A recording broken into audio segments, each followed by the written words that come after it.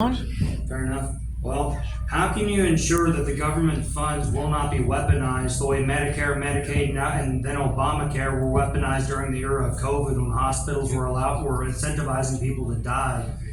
And, we all saw how that played out. How can you assure me and everybody else that it won't develop into a fascistic public-private partnership the way that did in the school system and abolish private schools and homeschooling through this back door or through So the you're trap door? essentially asking for the financials? Yeah, Okay, I'm asking great. how. So I'm gonna be real clear. If we do not change the education that is received by 90% of the kids in the great state of Texas, we educate, to be clear, we educate over 10% of the nation's children. That is massive. 5.5 million children, okay? Yeah.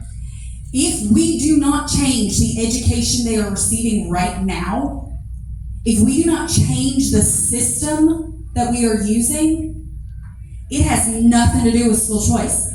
They are going to grow up. Why don't you tell them about what they're voting for in Oregon? Right.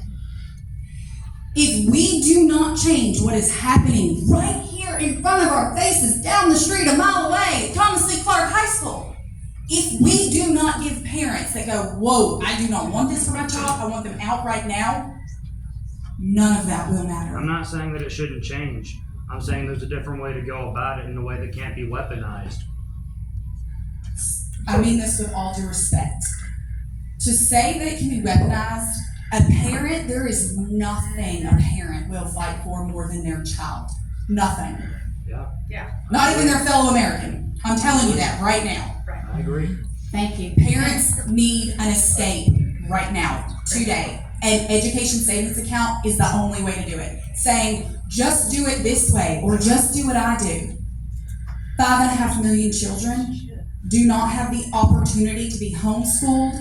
There are not 5.5 million seats in private schools. If you do not want to accept an education savings account, I guarantee you the next person on the list wants it. You do not have to. You do not have to accept education savings accounts as a private school. You do not have to use them as a homeschooler. You do not have to go through an accreditation process as a private school. That is all choice. But again, if we do not provide a fix today, we will not have America in the future. All right, so look, guys, we're going to go ahead. We got to get to everyone's question. We're going to come to Linda first.